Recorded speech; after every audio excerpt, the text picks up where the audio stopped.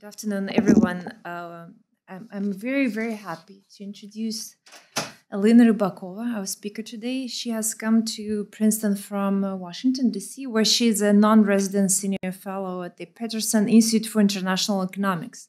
She is also a non-resident fellow at Bruegel and a director of the International Affairs Program and the vice president for foreign policy at the Kiev School of Economics. But let me tell you, like, she's a very unusual person, a very unusual career. She was born in Latvia, in Riga, and then went to get her first degree in Stockholm, and then in England. And then just right after that, she was hired by the International Monetary Fund, where she worked from 1999 to 2008. And after that, she started her career, or continued her career, also in economics, but in Moscow. And from 2008 to 2014, until Russia's invasion of Crimea, she worked as a chief economist at the Citigroup as a banker. And what is perhaps most surprising, that she now uses her knowledge from this practice of economic analysis in her research. And Elina is perhaps the best expert in the policies and the regimes and the history of economic sanctions. So today she's going to talk about the key effects on sanctions. And I would also add that she publishes a lot as an expert in this sphere, and in Financial Times and Bloomberg, and she also collaborates with the CNN and BBC and NPR and many other media outlets. So please help me welcome Elina Ribakova.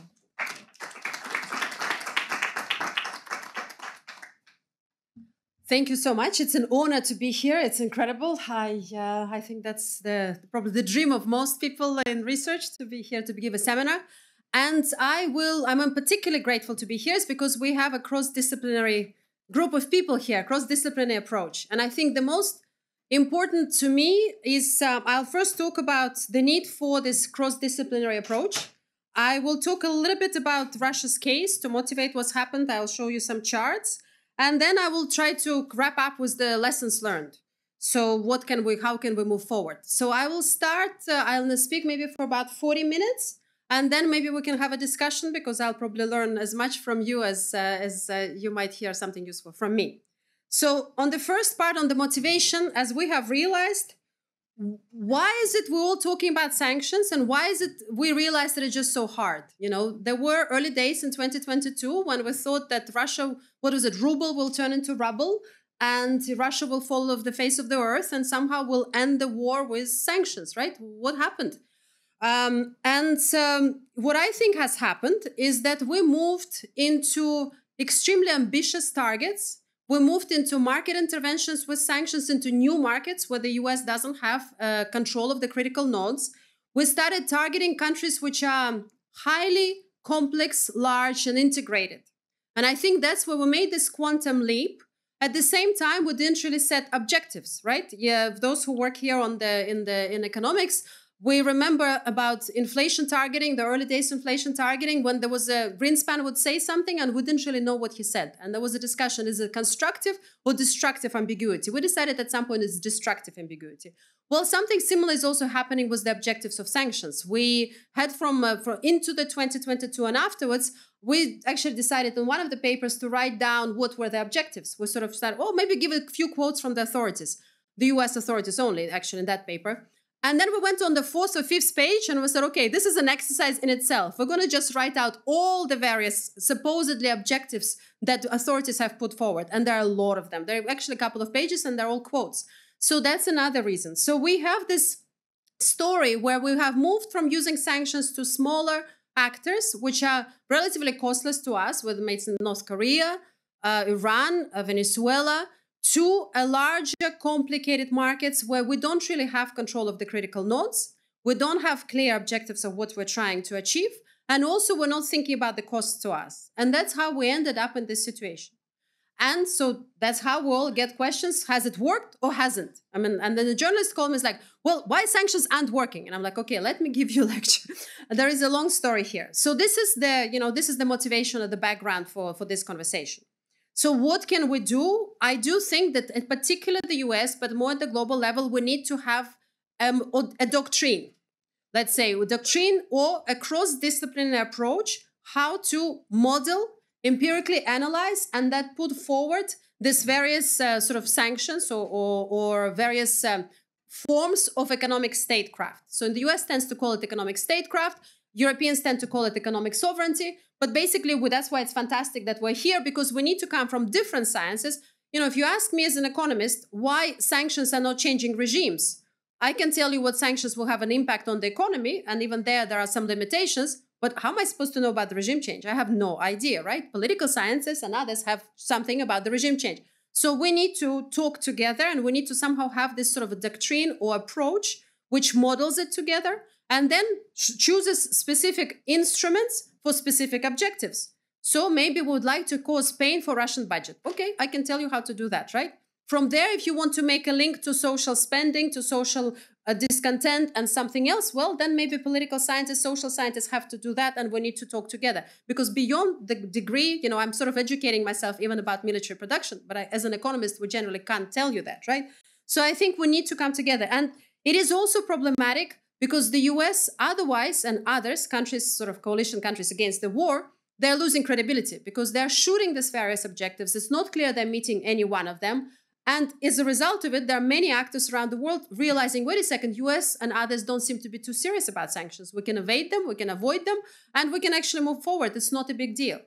And this is one part of the story. Another part of the story is smaller countries around the world say, wait a second, so the big players will have free hand of using this economic statecraft, while we smaller players will be always on the receiving end. And there is no way of rules of the game at the global level. IMF and the World Bank, for example, specifically don't want to talk about this topic. You know, IMF says it's not in our charter and we don't want to talk about it. We're going to write maybe some memos on the geopolitical fragmentation. We say a few smart words, but we're not going to pronounce ourselves on it at all. And that is a problem because there's nobody in the world then who can say, well, what are the rules of the game? And even particularly for the US not to come across as this sort of actor that swings the bat uncontrollably, for themselves, they also need to come up with a doctrine. And a doctrine should have their sanctions, so these kind of tools, negative tools of economic statecraft, but it should also have positive tools or positive projection of power, whether it's subsidized borrowing from the export bank or other measures, or maybe more money to the IMF World Bank through the SDR allocation. So there should be others. And we oftentimes forget, we think economic statecraft only negative power pressure. We rarely think about the positive projection of power. So that should be also part of that doctrine. So with that background, you know, let's think a bit more what happened now, Russia case. You know, so what is the Russia case? Well, what worked, what hasn't? And first, I want to pay attention to the timeline. So the Russia case, you know, we'll remember 2022. Let's start from the February 2022 and think sort of jump back and forth in that timeline. So what measures has the US and coalition of countries have done in response to the 2022 February invasion? First, there were financial sector sanctions. Second, there were export controls. And third, there were limits on Russia's exports. So let's take them one at a time. The first one, the financial sector sanctions, is something that US has done historically a lot. You know, we've added people to SDN lists, to special lists that others cannot trade with. Then it got really, the mechanism revamped and strengthened after the 9/11 with anti-terrorist, anti-money laundering financing, and we can talk more about that. There is sort of targeting critical nodes in the global financial architecture to push out bad actors from the financial system. So the US has done a lot of hard work working on financial sector sanctions, and it's been very successful in some cases. We can discuss more of that during the discussion. So US done financial, but US has already imposed financial sector sanctions on Russia in 2014 during their first invasion of Ukraine, Crimea. So what they did in 2022 is what is really squeezing water out of the stone, hoping for the sort of closing some loopholes, you know, adding maybe some banks, by the way, still leaving some loopholes, but basically trying to do what they do best, but fully conscious of the fact that this is a limited marginal impact. So Russia, since 2014, has realized that maybe SWIFT will be on the table, has realized that maybe Master and Visa card will withdraw voluntarily sometime in the future. So as the US telegraphed their moves in 2014, by the time they implemented them in 2022, Russia was prepared. Russia knew roughly what measures are being discussed, what is likely to come, and they invested time in preparing for it. And I do think that a big share of Russia's, what we, many economists, including myself to an extent, misinterpreted as Russia becoming more liberal, a little bit more adapting the best practices of the IMF adjustment programs, inflation targeting, bringing in foreign investors. A lot of that actually turned out to be to insulate and isolate itself from these financial sector sanctions. And so Russia came prepared in 2022. US and others have tried to squeeze the water out of the stone. Yes, we sit here and we're having a lecture in Princeton, so we know a lot about multiple equilibria, where in financial markets, yes, you can create sort of a self-feeding loop where there's a lot of bad things happen to the financial industry, and then that spills into the real economy. So, for example, as we were adding Sberbank, the largest state-controlled bank, the largest bank in Russia, and the second largest banks in Russia to the sanctions list, there was a hope that there will be negative feedback loop. And historically, particularly in the past, Russia has been very sensitive to deposit trends. And we can now discuss also how that changed. But historically, it's been sensitive to deposit trends. So there was hope that as all this negative news come out, there will be pressure on deposits, and maybe that tips Russia into a financial crisis. And for a few weeks in March up to April, there was a feeling that there is something happening. There is hope. Russia's financial system had large surplus with the central bank. It swung from the huge surplus towards a very big negative, very big deficit, meaning that the bank runs were so severe that they had to go and borrow a lot, withdraw all their liquidity from the central bank and borrow more on top of that. We have seen news of Sberbank trying to ship the money to their branches to meet the demand for the liquidity. So there was hope that maybe this negative feedback loop will happen. But partially because of the Russia preparedness, partially because of the measures they have taken, like capital controls and other more severe measures, partially because, again, I'm looking forward to hear from you of the oppression. As I think my colleague Sergei Guriev said, well, it's hard to protest against loss of your deposits if you have the militia standing there to prevent you from demonstrating, right? It's also difficult. So for a combination of these reasons, but I do think preparedness of Russian Federation and the skillful response of the central bank and the authorities, together with some repression, managed to stall that. And by April, May, the deposits started coming back to the system. It became clear that Russian financial system is not going to collapse. So this is on the financial sector sanctions. That's what we've done. We did a good try, didn't fully work out. I think the authorities themselves didn't know that they're going to be this successful in terms of stopping it. They themselves were forecasting much bigger damage to the economy. So we talk about financial sector sanctions, export controls, and export measures, right? So let's talk about the oil. We talked about oil. We talked about oil all of 2022. We didn't do anything about oil. So when the journalists come and ask me, why is it Russia has a positive, it had very small contraction in 2022? Well, we didn't do anything on oil. So don't tell me, oh, it worked or it didn't work. We didn't do anything. So all of 2022, we had a negotiation where we discussed, US, European partners, what are we going to do on Russian oil? Or Russia is a commodity exporter. More than 50% of all exports are oil and gas and a bit of metals and mining. Most of the manufacturing exports went to machinery to Belarus or something. They're not highly sophisticated manufacturing exports. So biggest chunk of the current account surplus comes from oil and gas and metals and mining. So we talked about what to do with it. We discussed escrow accounts. We might actually come back to the discussion again this year, but we discussed escrow accounts. We discussed embargo. Very quickly, US, I think UK and a few others did an embargo, but they imported very little of Russian oil, so it didn't really matter, apart from symbolical gesture. Europeans imported the largest share of Russian oil and the largest share of Russian gas. They were the biggest buyer. And of course, it was challenging for them to go a full embargo. At the same time, there was also political pressure from the US not to have a spike in the oil price here.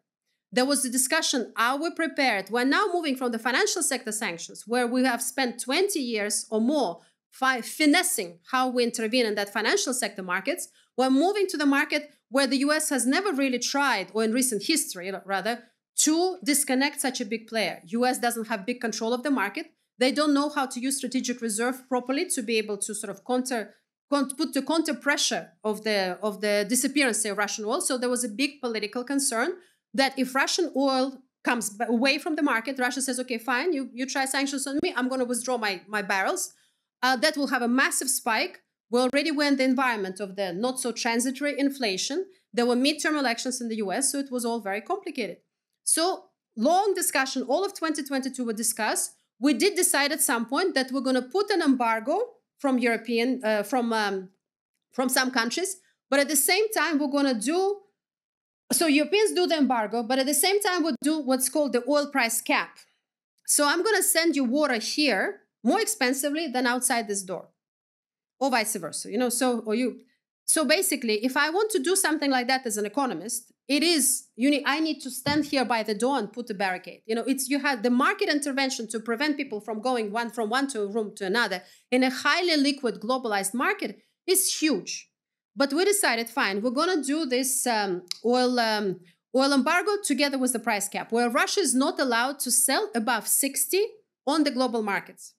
And China and India, for example, were not part of necessarily of that agreement. They thought, maybe we'll participate with you, maybe not. China generally thinks, whatever. India, there was some trips to India, negotiations between the authorities, and they said, oh, maybe we'll think about it. So for Russia, there was a challenge where Europeans stopped buying Russian oil, with some exceptions, by the end of 2022.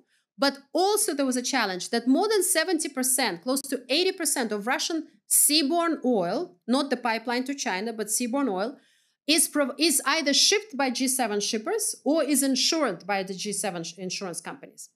And that's where there could be a squeeze. Basically, I'm not going to provide you these services unless I can see the contract that the oil is below $60 per barrel. So this is the measure we came up with. We discussed it, we came up with, and we started implementing it in early 2023, really. So 2022, nothing on energy. What happened in 2022 as a result? Russia received the largest in its history current account surplus. The current account surplus, the net inflow of foreign exchange, was more than 230 billion.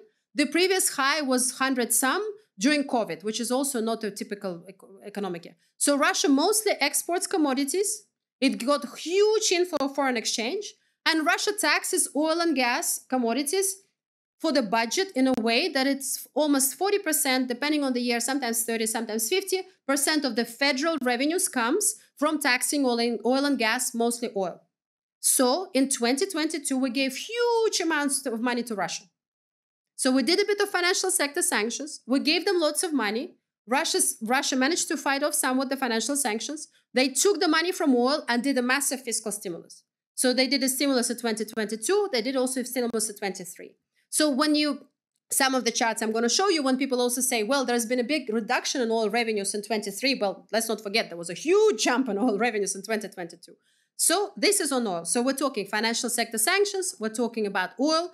And we're talking now about export controls. And I'll show you some charts in a second. So immediately after the 2022 February, we set export controls. What does it mean, export controls? That if you have end-user military, and certain dual-use components, you're not supposed to get it, if you're Russia, from anybody in the coalition countries. In the coalition countries, I think some 30 countries, but most critically, US and Europe. And it's true, if you look at these battlefield items, even the narrow sort of combination of goods that are really battlefield items, you see a contraction of almost 50% in the first weeks after the beginning of this export control measure. However, by a few months later, already by autumn, they almost completely recover. And in 2023, in dollar terms, we can discuss prices, but in dollar terms, the reduction of these critical components is only about 10%, 23 over 2022. So Russia returns back on the imports of all these critical components. And there are various diversion techniques, and we can talk about them. So financial sector sanctions, we know how to do, but Russia also came prepared. Oil price cap, we discussed in 2022, started implementing in 23, not very successful in 23 also, administrative issues, and export controls, we're hitting the wall. With export controls, we truly hit the wall. And this is problematic. Why? Because US also thinks that it can create technological gap vis-a-vis other countries like China with export controls. But if China is one of the key players that are helping Russia to circumvent sanctions against Russia, how is the US going to do anything with export controls in China? So that is completely, so we're completely in the dreamland on the export controls. So this is our timeline. And maybe here I will show you, we'll show you a few charts, and then we can talk about lessons learned, and then we can have an open discussion. So now I messed it up. Okay. So just very quickly, what I was talking about, the oil price cap, right? So we do have, and please do ask questions now, because otherwise I'm talking, and then, we can also ask questions afterwards. But the oil price cap idea I explained. But what we have here is in 2022, some people started saying, well, but Urals is so low. Urals is so low. It must be that Russia is really selling oil very cheaply. Let's not forget, there are many Urals out there. And also, Urals is Russian oil shipped to Europe. If we're getting into an embargo situation between the two, what does this Urals price means really, right? And then also in the old days, Russia would put transparently bids, sort of an auction on the market. People will come bid. They will get the batches of oil, and that's where prices would get registered, right? With the beginning of the war, Russia started doing more closed contracts. So then Argus and Platts and other companies that looking at the price, they would be calling around traders and saying, what's the price? What Russia is going to tell you is the price is very high? No, some trader will say, well, I think it's this. So therefore, there is also an issue with that. So what we did is we tried to look at the Russian data on the customs data partially and try to see for the shipments that are coming from Russia, how much is going below 60 in the last quarter. Here you have the last quarter of 2023. As you can see, 98.1 is going above 60. So in 2022, we didn't implement really oil and gas measures. Well, Russia implemented gas measures itself, but oil particularly. And in 23, we're still struggling to enforce this oil price cap. So great majority is going above the 60.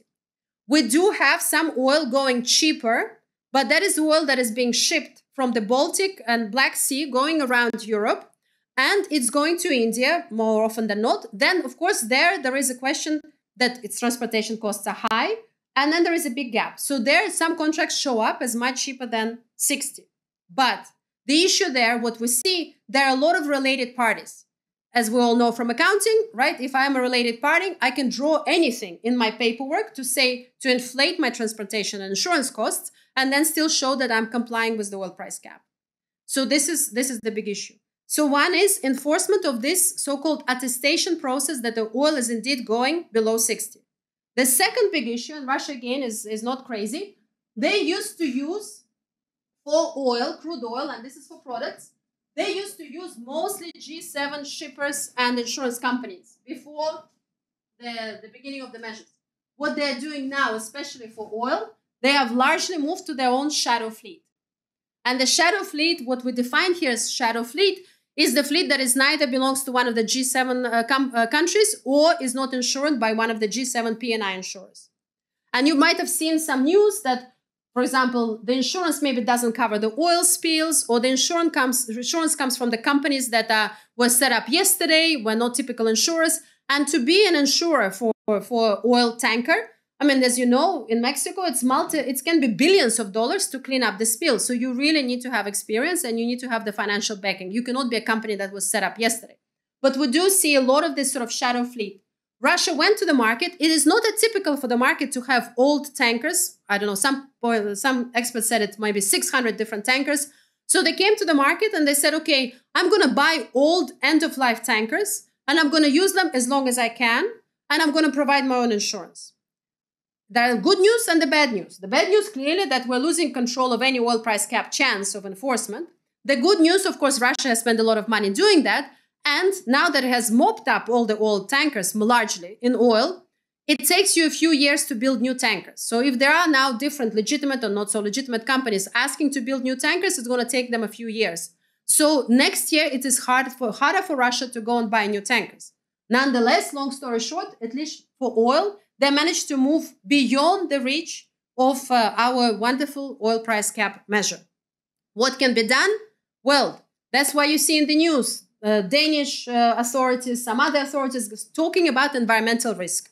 What they're saying, you're having the end-of-life tanker with poor insurance. You're going through my waters. You're doing a lot of ship-to-ship transfer. It is an environmental concern for me. I want to find the criteria.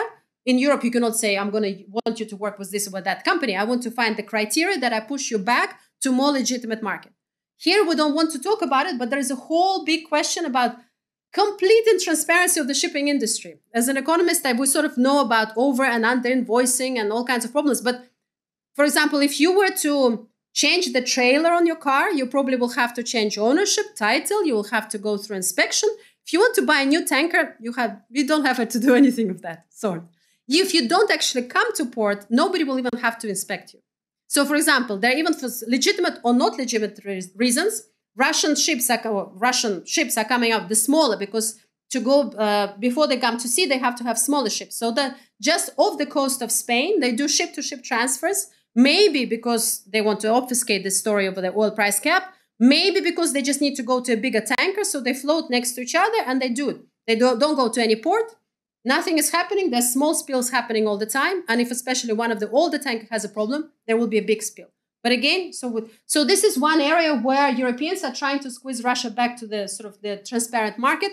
And actually, there's a huge issue of the legitimacy of the shipping industry. No registrations, Liberia, Seychelles, Marshall Islands, Liberia, Congo, all kinds of flag countries where there is absolutely no supervision. Transponders legitimately can be switched off.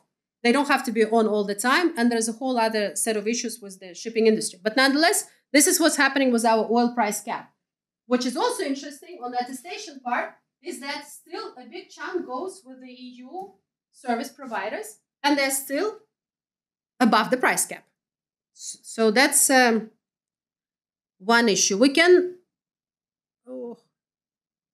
Sorry, it's very sensitive one. So there we go. So as a result of all those movements, what has happened? So what has happened is Russian earnings are back to where they were before the exercise. And that's why we have a problem. Don't ask me if sanctions are working or not. If you're not enforcing and implementing them properly, well, then they're not going to work, right? It's like I'm going to say, let's all pay taxes of 30%. Nobody pays taxes of 30%. I'll say, oh, my tax policy is flawed. It's the wrong number. No, I just didn't put any administrative, any checks and balances. So before I can decide that my policy is flawed, I actually need to break it down. Is it policy? Is it administration? Is it enforcement? Where is the problem in design of this issue? So this is where we are. And a lot of discussion comes, oh, but Russian revenues are so much down. Yeah, because they had exceptionally high revenues in 2022. So let's not forget about that. There's been some effect. There's been some improvement recently, and I'll tell you why. But again, let's be conscious of that. And here's the same. This is the moment I talked about the Urals, when I think actually, I don't think it was real Urals. That's, I think it's not truly reflecting Russian prices. And then it sort of pulls back up. It widened a little bit recently. Again, we can talk what that means.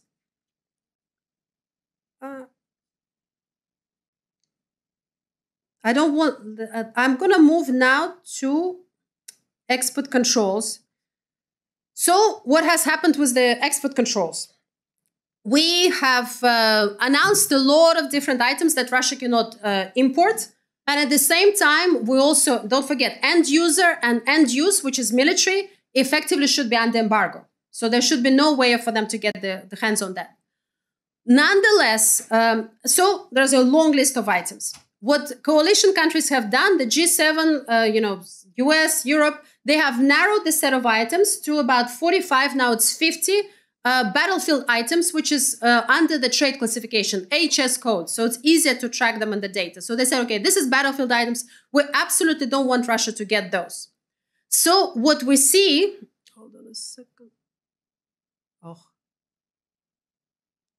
So what we see here in terms of this battlefield goods, battlefield in dollar terms. So there is some effect of the price. This is not just volume, right? This is the price effect as well. So we see in these battlefield items, we see potentially pick up here. Some people say pre-stocking before the war. It could also be maybe actually restocking after the COVID crisis, because there are some microchips in there and there was supply chain disruptions. But let's say combination of the two.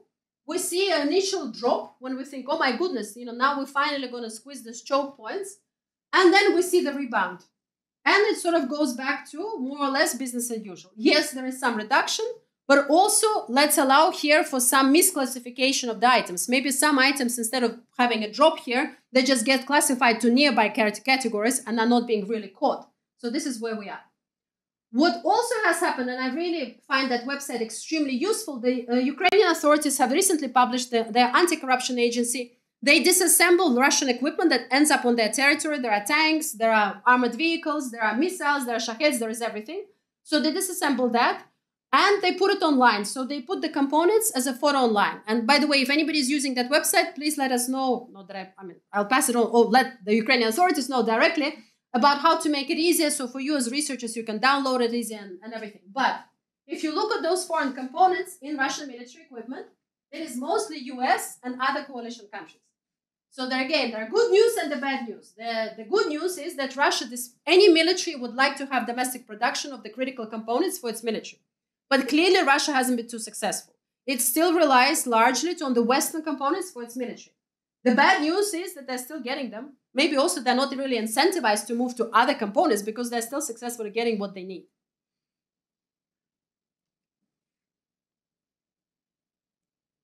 Oh, sorry.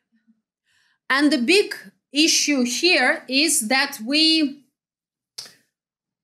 have the shipments here. There's one story you probably have seen from the press is that there is this on shipment. So we have a lot of neighboring countries which are then maybe ordering for their supposed use. It gets recorded, the end users in Kazakhstan, and then it gets shipped to Russia.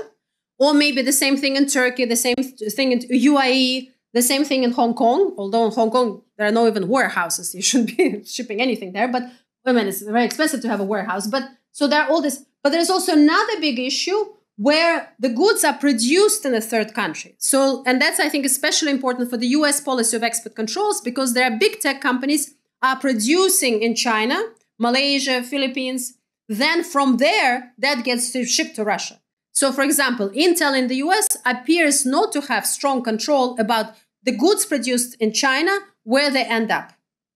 And that's why we have two big holes. One is production elsewhere, on production, and another big hole is shipment via third countries. And again, this is something that we need to work on. It might be able to succeed during this war, or unfortunately, somebody said this is the success for the next war. So then, but we need to do something urgently, right? Ukraine, in a way, feels that they're getting bombed by more Western component than they're getting shipped as help from the United States and Europe, right? So it's a big problem. So then the US and others, especially the US, thought, okay, how do we do that? So we all started thinking, how do we make a change? And here there is sort of unwritten chapter yet. We have seen the US saying, okay, I'm not very successful in the oil market. I'm not very successful in export controls. It will take me a long time to improve my institutions to be able to do that. Where am I good at? I'm good at financial sector sanctions. I have a hammer.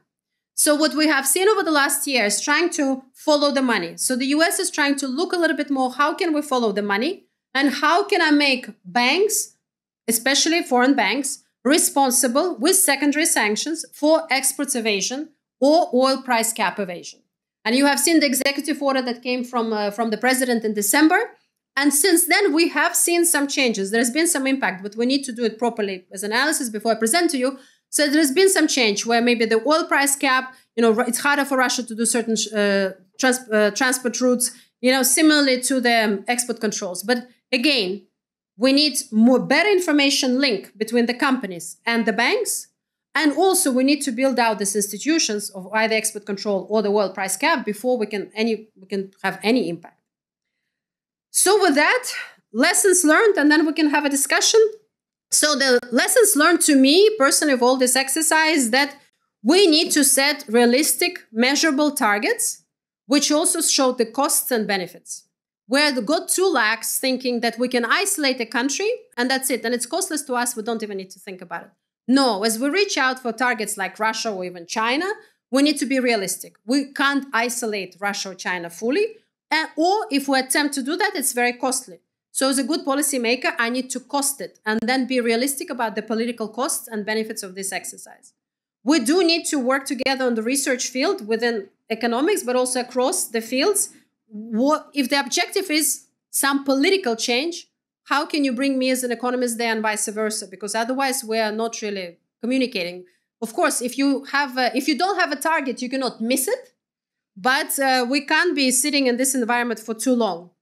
And then another big lesson is that US and coalition countries have moved into areas or markets with an intervention where they don't have control. You know, why were financial sector sanctions so successful? Because US sits on critical nodes of financial infrastructure, banking, US dollar, payment systems, and such. It doesn't do that in oil. It doesn't do that, appears, in the export controls area. So as we're moving to these new creative areas, then we need to bring institutions with it.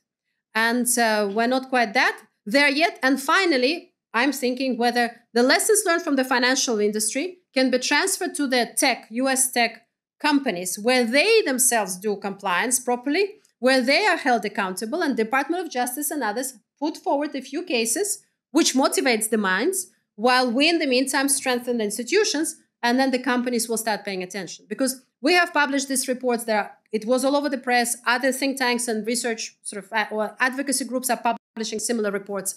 And we haven't seen any engagement with the companies. They just don't come. Within the first publication of the report, which was actually from Kiev School of Economics, a rather obscure, one could say, outlet, we had within the first week, majority of the large banks come.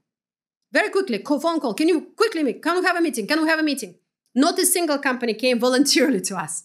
At some point, we started sending them letters. And as you have seen, also, US Congress started an inquiry. One of the subcommittees on investigations was specifically on the largest 4 tech companies. So maybe with that, there will also be some pressure for companies to do the heavy lifting themselves.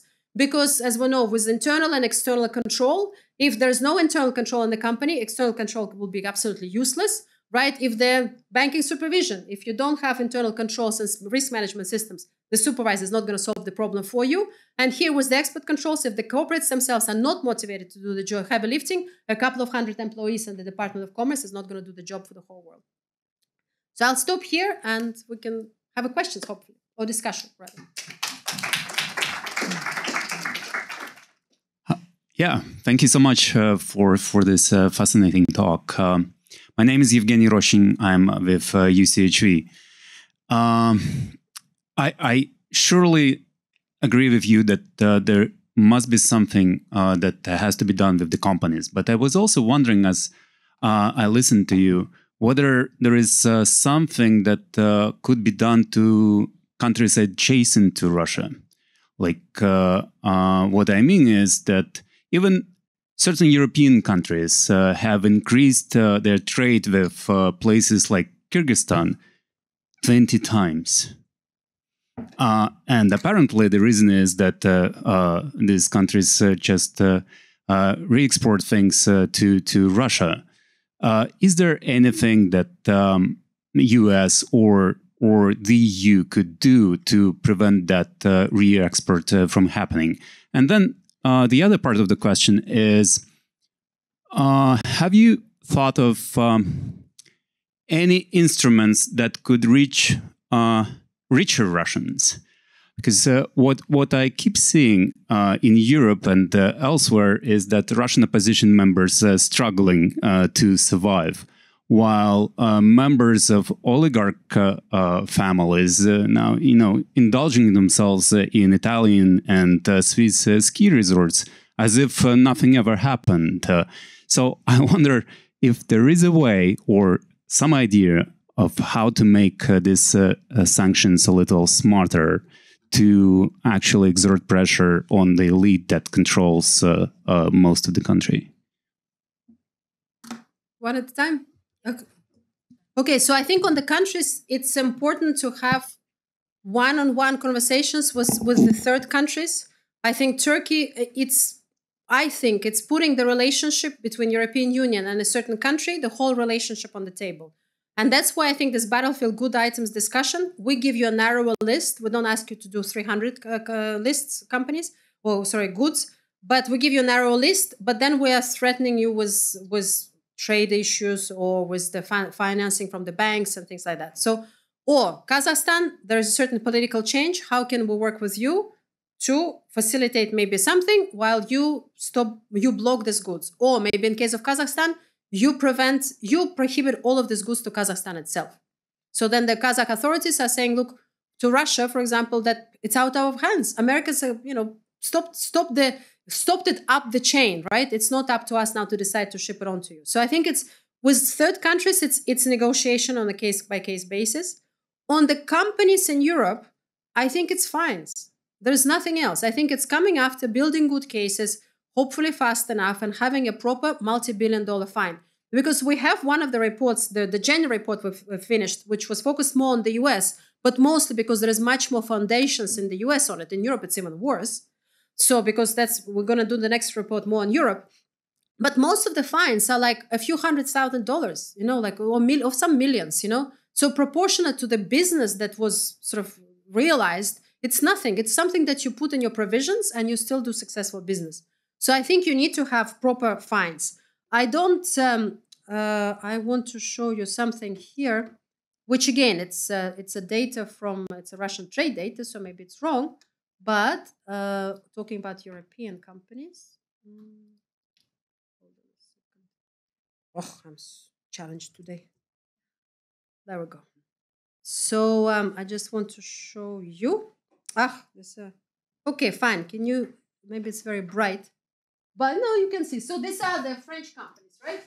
And this is data for 2022. And you see the sort of the company. It's from statistics, where it's produced, where it's shipped from, and then how it reaches Russia. So it's there is a fair amount of going straight directly. And we want to do more work on that. And some of these companies are partially government-owned in military-industrial complex companies. So I do. So we had journalists, some of them engage with the companies and say what's happening. And the funniest answer I heard was that, no. This is a preliminary declaration. This never happened. If you want to come to a warehouse, we're going to show you those goods in the warehouse. And I'm like, do we look like idiots? So I'm an auditor. I catch you. You don't have any cash in your safety box. And you say, don't worry, I'm going to bring you some cash tomorrow. It will be just fine.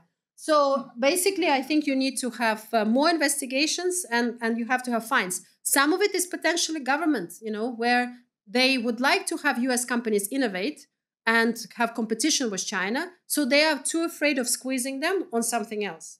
And it's a big political issue. On the individual, on the elite I don't have any expertise on that. I'll probably be listening to you on it.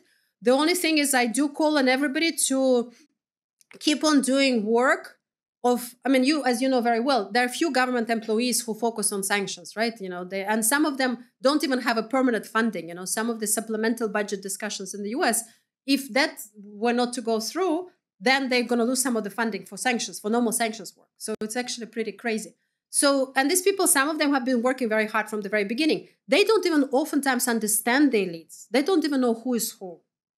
So some things that are completely obvious to you because you follow it so closely, but to them, it's another country. They're literally a few hundred employees at the Department of Commerce who do all of North Korea, Venezuela, Iran, and Russia. So I think the educational component there has to be, from our side, extremely important. And another thing, which is, again, I'm going a bit away from macroeconomics, but there are two things where we could potentially do more, is capital flight from Russia, legitimate, but and also people leaving Russia. I don't need to tell you about that, right? Where the engineers or technical expertise, giving them opportunities to settle somewhere else, which again, for political reasons, we have blocked that channel, largely blocked that channel. Hi. My name is Friedrich Aschenfeld. I'm a PhD student in the history department. I work on Soviet economic statecraft, so I was very intrigued by your account of Russia's capacity in this count today. And I was wondering to what extent you think Russian domestic technology can compensate for some of the effect of being deprived of these kind of components. I mean, obviously, Russia is not going to build a TSMC tomorrow, but you might think that on the margins, maybe there's a domestic innovation being spawned by the military needs at the moment. And I wonder how you assess this in the long term. So, I mean, this is an area where, again, I'm getting more and more into military production. So anybody has any ideas on how to monitor Russian military production, I'm most welcome to hear any suggestions, data, any tips. We're always looking for something. I think given how, even if you look at the Shaheds or if you look at some of the Iranian weapons, they're still full of Western components. So to me, it says it's probably very challenging. There are some simpler components that maybe they can just repurpose. And I'm really tired of this washing machine story because it's just not true. I mean, there are some individual stories, yes, maybe, but by and large, it's going straight, the right components to the right places, to the right military equipment. So it's not that they're forced to rip out much of anything. But maybe in the future, if we tighten this route, maybe they will be forced to rip out. But I think Russia so far hasn't managed to and has been incentivized, especially after 2014. To me, it's an indication that probably they can't. Maybe it will take 5 or more years to be able to do that, but it might not be fast enough for this war. One thing I do have to say, and my colleagues now, I'm going to talk about somebody else's research, they're trying to get more, that Russia is maybe scaling up better some of the drone production.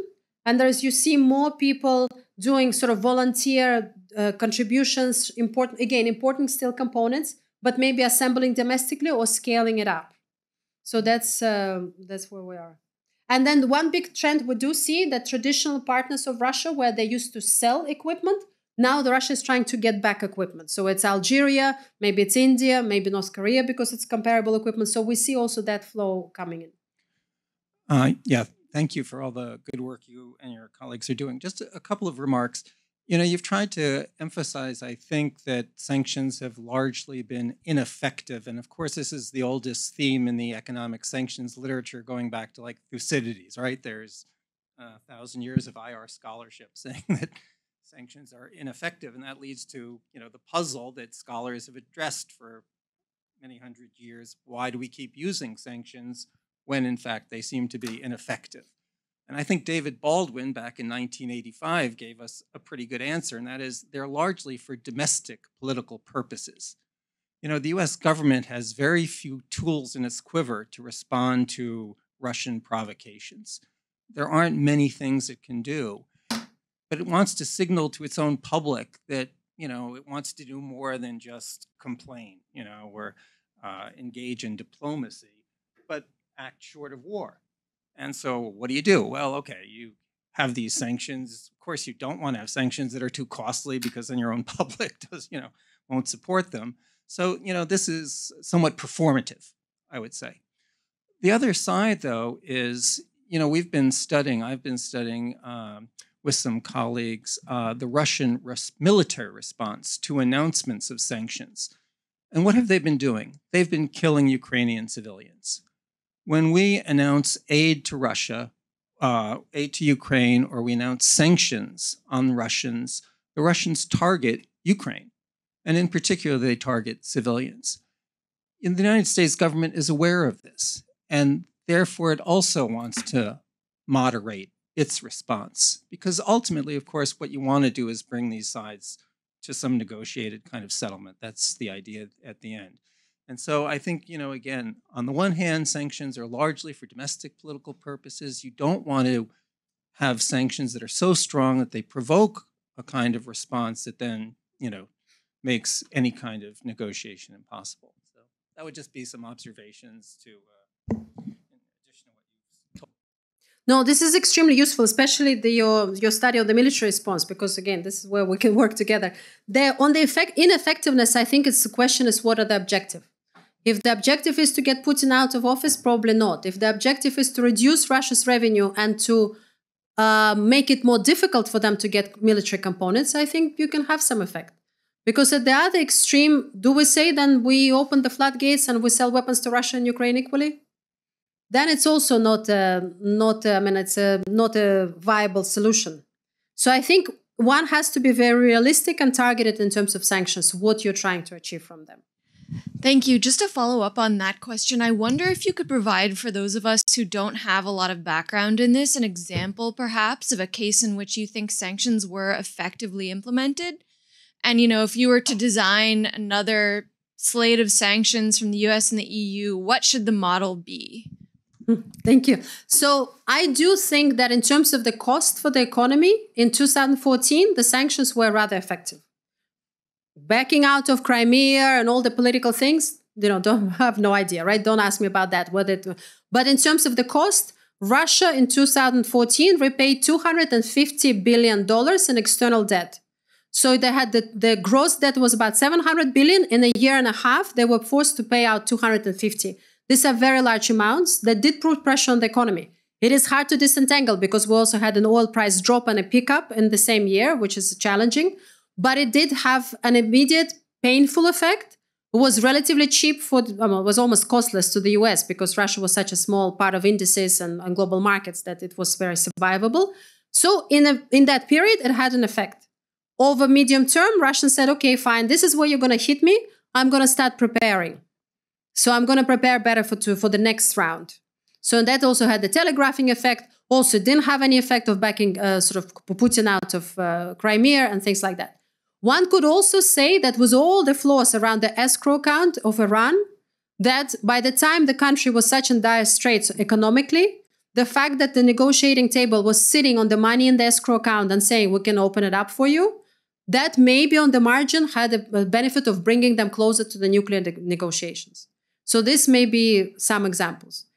But again, I think the problem here, I'm also now rereading some of this literature and more recent than the old one, is that when I look at it, if you tell me about money supply and inflation, right? There is a model and there is some empirical studies, but most of the sanctions, it's about discussion. There's a lot of discussion. Oh, did it produce a regime change in Iran? Of course it didn't, right? But was that the objective? And it's still very muddled, In terms of what we can do better, I'll tell you that the tactical response and the strategic, I'll try to sort of pretend I know something. On the tactical response, I think we'll go back to the hammer that we have, financial sector sanctions, and trying to force the banks to put sand in the wheels of this oil price cap evasion and export controls evasion. Because in the end of the day, most of the money still goes through the dollar system and through the large banks. Russian banks are under sanctions, so who is processing these payments? I mean, it might be some Chinese banks, but it might be also a lot of the foreign banks that are still operating actively in Russia. So they should be reporting it. And now with the executive order, they should be held accountable for it. So that's probably the short-term trick. The longer term, for the next war, I think if we do want to do the export controls properly, we should do export controls properly. And we have to build institutions, or we say politically, this is not what we can do. We go back and scale it down to pure nuclear and particular arms non-proliferation, and we forget about all this technological gap and such, saying that, look, it's not working. But we can't be saying one thing and doing another. That's what disturbs me as an economist. And then on the oil, I think here I'm getting out of economics a bit, but maybe being more decisive early on could have sent a strong message politically. But here your colleague is doubtful maybe, but here I'm going into the politics of it, right? But the fact that we spent a year talking and gave them a lot of, basically indecisiveness, we gave them a lot of money. Russia is a commodity exporter. Other commodity exporters almost had double-digit growth at the time. It's a huge positive terms of trade shock, which they took, said thank you, and used for fiscal stimulus. It couldn't be better. Because I totally agree that the sanctions is not an economic issue; it's a political issue, and I think that it makes no sense to even separate it, precisely because it's otherwise it results in this very hypocritical behavior of the European countries in the US. So maybe the response should be like to strengthen this media pressure to like say openly, as you just said, that that the bombs that are falling in the Ukrainians' homes are made of like 90% American parts. Like saying very openly that it's very hypocritical that you introduce this, slogans and then create no infrastructure, and in fact the EU ships are carrying Russian oil. So if it's just like strengthen this, intensify this public campaign, do you think it's can help? But also like a second question, we've talked when we first met, you told me about your methods of investigation. I was totally shocked and surprised and in awe of how you trace this movement of ships using some of the technologies, collaborating with people who work for Navalny and Christo Grozev team. Maybe you can elaborate a little bit more about it if it's not a big secret. Well, on the first one, I think investigative journalists' work is extremely important. So I think we have seen a lot of what we do. We have a few think tanks that work on this area, and then a lot of journalists will find a story that it can appeal to general public, or also maybe dig into specific issues. For example, for me as a macroeconomist, maybe leakage through the Baltic states is not that big, so I'm not going to spend much time on it because we have limited resources. But some journalists will focus on that story, and then they will put it forward, which is extremely important. Or maybe connecting more the individuals behind the schemes and the schemes that we're finding in Hong Kong, say, sort of one-day companies that are doing a lot of on shipment. So I think that is extremely important. In terms of moral suasion on the companies, I don't think so. I think it has to be fines. There's been so much moral suasion all over the last year. I think companies, in the end of the day, are profit-making institutions. They want to be more or less legally abiding so basically, I'm making money now, sometime in the future, discounted, time discount factor, with small probability I'll get a small fine. I'm going to put it into my provisioning and that's done. I'm reporting to my shareholders that I'm more or less fine. I'm making money. And if my market is sort of, we're not going to stop buying Intel, right? We're not going to walk away. If you're selling some shoes and they're also being sold in Russia and the market in Europe for you is bigger as a company than in Russia, of course, you're going to withdraw and make wonderful announcements. Everybody's very happy, right? But if you are a large company where consumer cannot really swing it, you're not a bank. It's not that you can have a bank run because you have compliance issues, right? So I think this moral suasion is very, very difficult. I think it has to be a combination. Of course, moral suasion, engagement of the regulator with the company, trying to narrow the institutional uncertainty about the likely framework, because part of the reason also the companies are so quiet is that they have no idea what the institutional framework will be. So they're trying to pretend nothing is happening, but maybe sort of quietly engage with them saying, look, this is the parameters maybe, but then also bring the fines. There is no other way. We'll talk about it.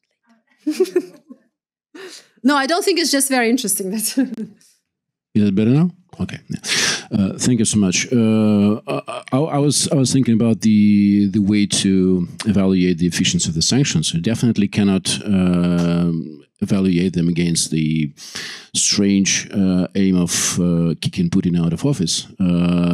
But of course, one of the ways to do that would be to evaluate against the benchmark situation when you don't have, when you impose no sanctions, and what could have happened in that case. And I also disagree that the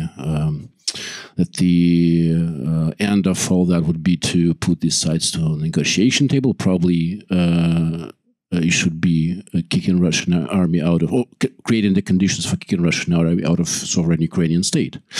So the question for me is, how do you evaluate that?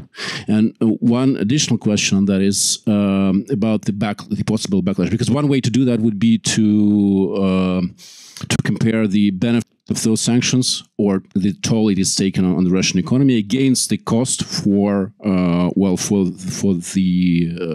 the countries that are imposing those sanctions. And there's another conversation about the backlash, about half of the world going out of dollar.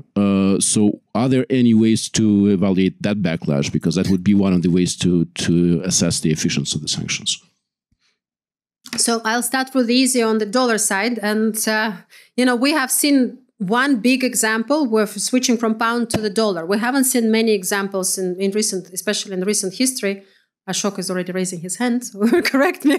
But we haven't seen many examples where there's a big shift happens. It takes longer than we think, and then it happens really fast. And it has, in that particular, Barry Eichengreen has written a lot about it, that particular example, the institutional quality in the US mattered. So the good institutional quality, that was an important contributing factor to shift towards the dollar. So now translating that into yuan, or ruble, right? That is not a factor.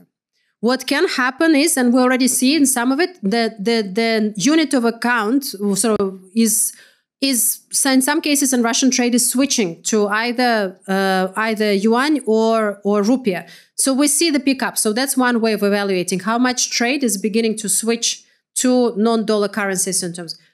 Even then, it's still not clear it is useful, because you see all the stories that supposedly Russian banks that don't know what to do with rupiah and vice versa. So it's very ineffective. There is a risk, but at the moment, the issue is there is not a clear alternative. It's not that dollar versus euro. It's euro, dollar, Swiss franc, everything is sort of still in one basket. And then you have countries with highly intransparent, capital account blocked, currencies, which are not a natural substitute. What worries me a little bit is the digital currencies, the central bank to central bank digital currencies, because they will make settlement immediate in that second. That will not require any SWIFT or anything to track. It will be immediate recording of the data. So in the Chinese central bank has done a lot of progress in that. And for small and medium-sized countries, it doesn't make sense to develop your own system. You're going to plug in to the system of the big player. Like Visa, MasterCards was all sort of adopted that for that moment in history, right? And Chinese already going and giving technical assistance, and IMF was a little bit slow on the bandwagon. And by the way, BIS, the Bank for International Settlement, is using Chinese as an example for this digital currency. So that's something maybe is to worry about. On the efficiency otherwise, cost and benefits, I think it's a great idea. I think there are some, Benjamin Moll and I think others have written about the cost for Europe. And the cost for Europe were much smaller than we originally thought because the substitution was there. It wasn't a kink. It didn't sort of disconnect it. So, and I think that is extremely encouraging. I think for the economists, it's much more clear to us in terms of cost and benefits for the economies than what appears from the press. The press somehow, the narratives get lost. I mean, it's almost like a discussion on migration. For us economists, it's clear it's good. But if you read anything in the press, it's always bad. And somehow they're drain on the economy and this and that. There is a disconnect between the public perception and what the economists will see, which probably is problem our communication as economists. Now, we can take one of two approaches. One, which yours and amplified by Ethan, that this is hopeless. I liked the first question a lot. He is targeting very specific characters, particular countries and particular actors. I know you threw up your hand and said, well, the bureaucracy is completely disorganized and therefore cannot even handle something like that. But let's stipulate that we should be able to identify the key actors. For example, the oil that India is importing. We know that that entire oil is going to Jamnagar, where Reliance is processing it. So we know where the pressure points are in this trade of particular countries and particular individuals.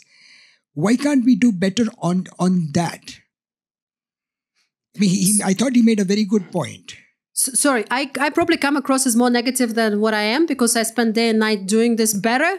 So I clearly believe that it's possible to do it better. Otherwise, I'd be wasting my time completely. It's just so I do want to give that legal disclosure. I do believe we can do better, and I see a lot of recommendations we and other researchers have done implemented, like light miles. Like we have a matrix of recommendations, and I told my team we're going to do it on a rolling basis of 3 months because actually they do get implemented. So you see big change. So just please, I'm just sharing among the colleagues here the frustration sometimes. But I think we can do better. And I think going back to the financial sector sanctions, threatening secondary sanctions on people like that or companies like that, that's at the moment the hammer that we have. While we bring the rest of the institutional infrastructure along. Disconnecting from the global financial industry, making these people toxic or a threat of that's the way. There is a risk to that because Europeans think that secondary sanctions are illegal. They've sort of budged a little bit. They're more comfortable with that now. But they do worry that if Trump comes and decides to do some secondary sanctions on Europeans, that will, of course, be problematic. But people have softened up during the last 2 years on secondary sanctions significantly. And Europeans themselves have sort of an element of secondary sanctions in their, or extraterritorial application of sanctions in one of their recent packages. Yeah, I have a practical question. I'm confident that all of us here are committed, hopefully, to there being improvement. We've come to participate in the discussion process. My question is practical.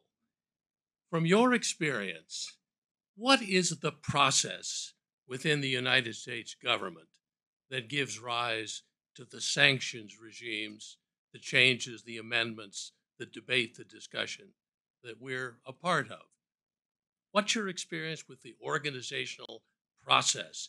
The institutional capacity of the United States is clearly under stress. Can you describe who is doing what, where What is your experience with the process? That's an excellent question. So we talk a lot about economic statecraft, but there isn't one institution which is obviously responsible for that, right? So depending on the time period, when I've been focusing in particular since 2014, it depends a lot of sometimes on personalities, where the more leadership comes from. Obviously, US Treasury, White House, State Department, now increasingly Commerce work together.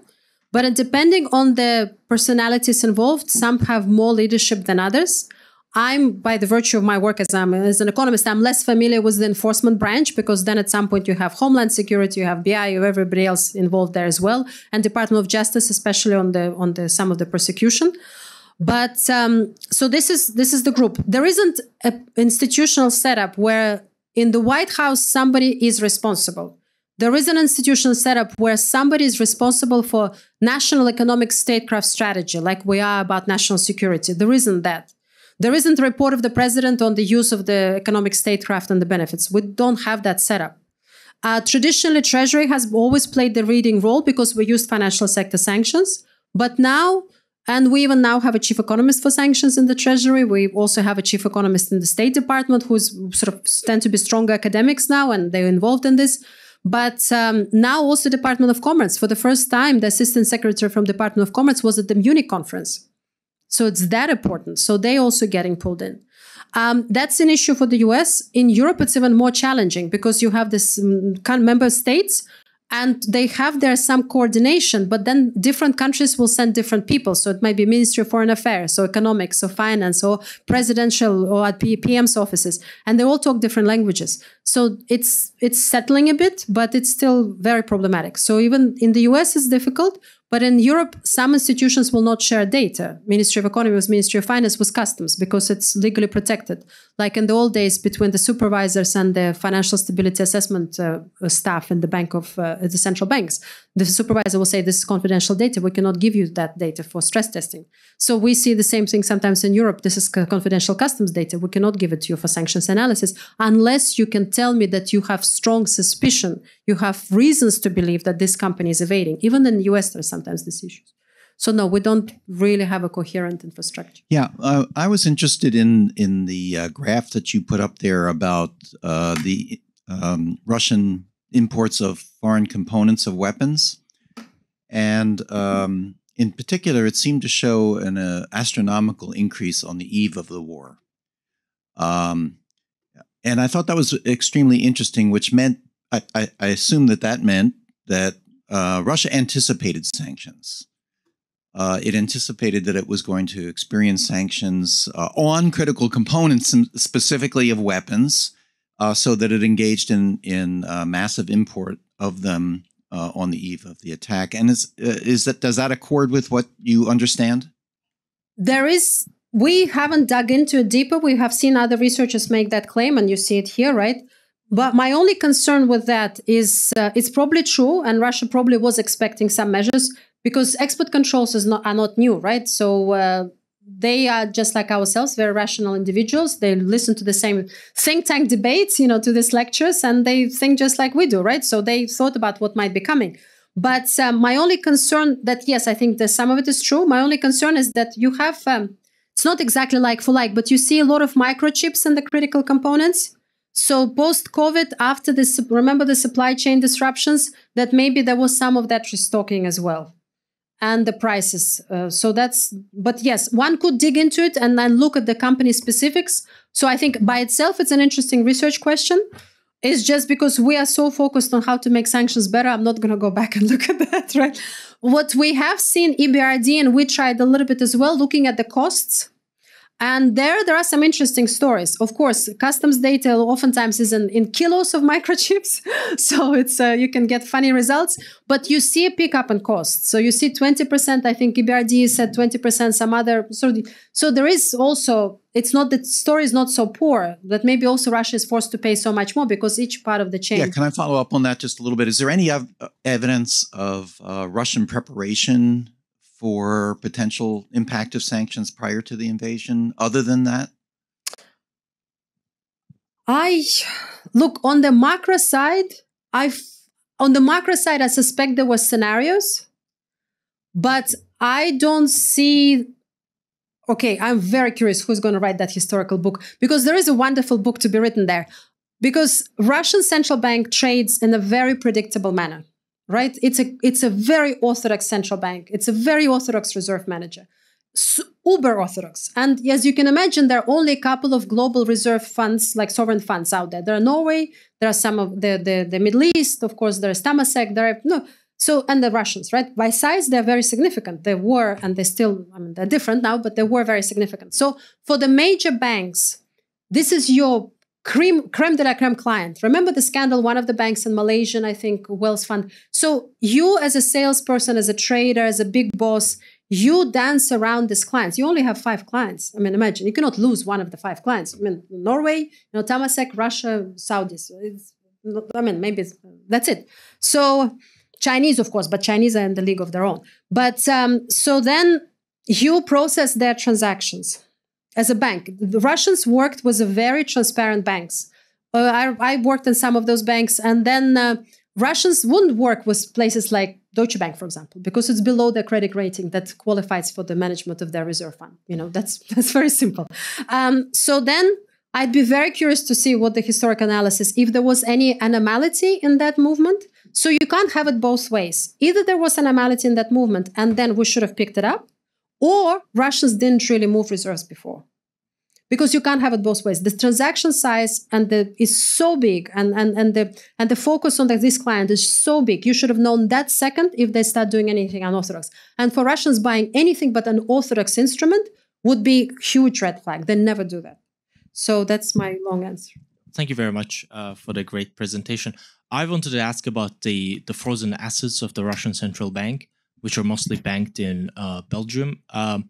It seems to me it's quite uncontroversial at the moment that the proceeds from those reserves will sooner or later will be given to Ukraine one way or the other. But the primary assets themselves, the Europeans are quite careful about talking about any kind of transfer of ownership of these assets because of legal and reputational issues. From your point of view, is there anything that could be done about these assets, or this is completely out of scope of what you advocate for? So on the reserve assets, you're right, Belgium, it's gotten so big that Euroclear can no longer hide it in its accounts. So I do think it's would have been nice to have more transparency on these reserve assets from the very beginning, precisely the reasons I was talking about. You cannot lose Russian reserve assets. You can't. It's like an elephant in a small bush, of hay. You can't.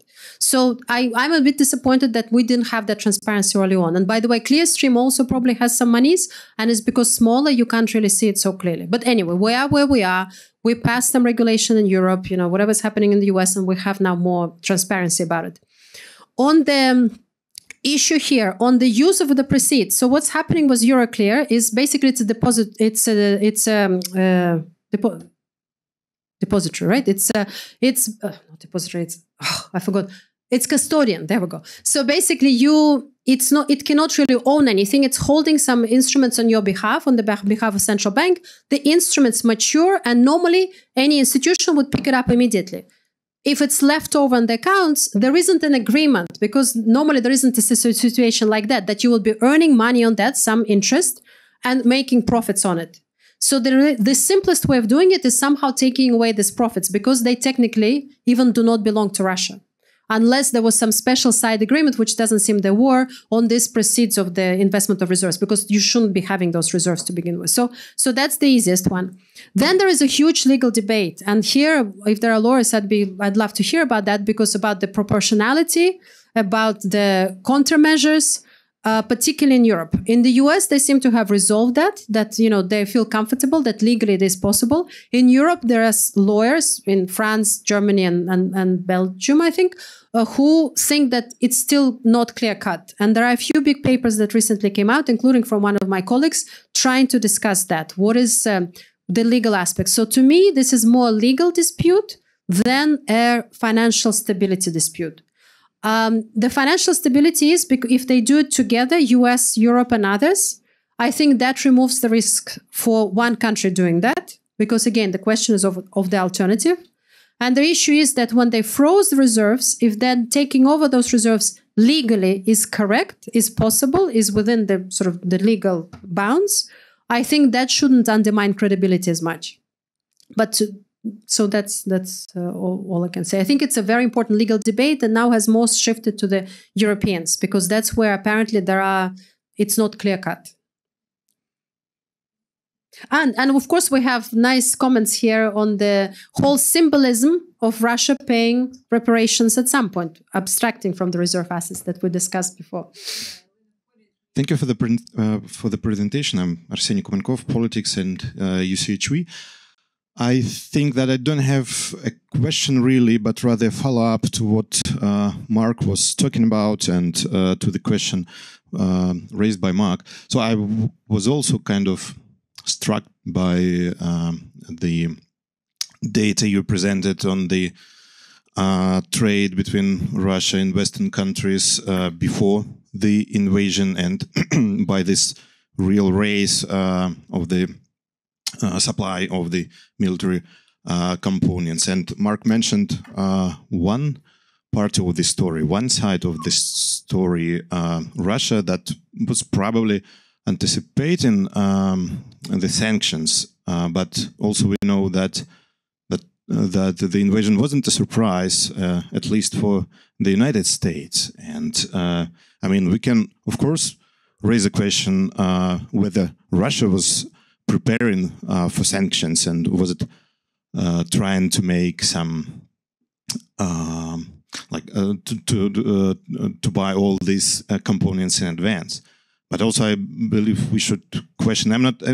Still, that's not a question to you probably, because I don't think that you're in a position to answer that. But I mean, it's still necessary to think about, first of all, the United States, whether they were anticipating the invasion.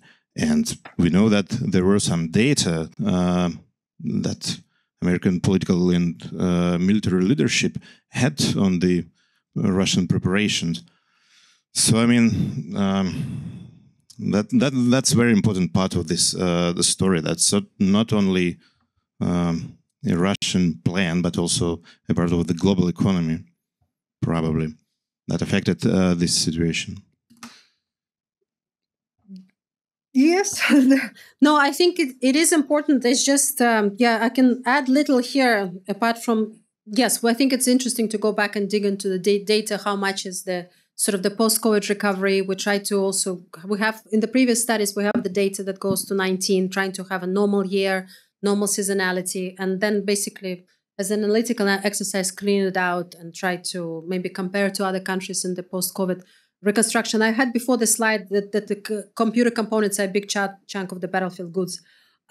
So yeah, what together with the forensic evidence on the financial transactions, I think that could be a very, very interesting sort of full picture.